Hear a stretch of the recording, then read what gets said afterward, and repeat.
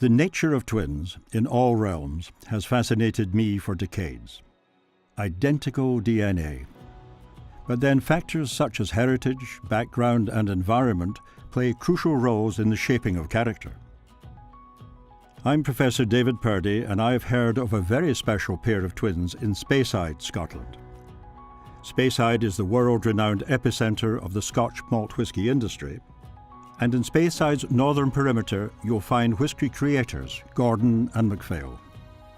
Family run for over a century, Gordon and MacPhail have a very special pair of twins sitting in their fabled warehouse.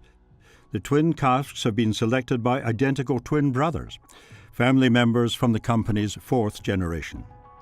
Gordon and MacPhail's Director of Prestige, Stephen Rankin, also a member of the owning family and himself father of twins, has kindly agreed to help me explore what shapes character in whisky.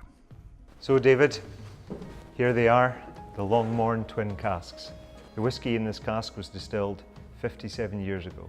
You'll see the thickness of the staves, they're really quite thick and they would have been robust and good for transportation.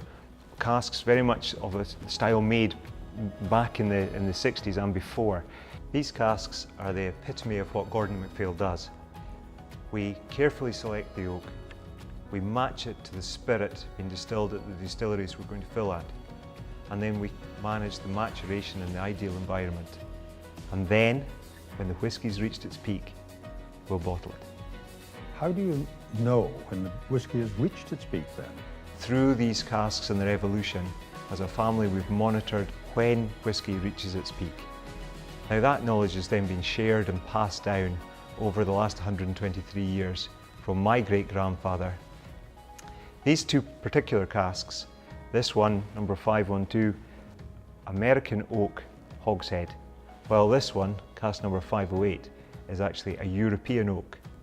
Now that one slight difference has meant that the whiskies have evolved to give us different characteristics. The cask that Stuart selected from the American oak has got a little bit more sweetness, but it's a little bit drier.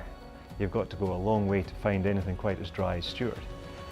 Meanwhile, his brother's cask is a little bit richer, a little bit more full-bodied, but they both go exceptionally well with a little bit of water.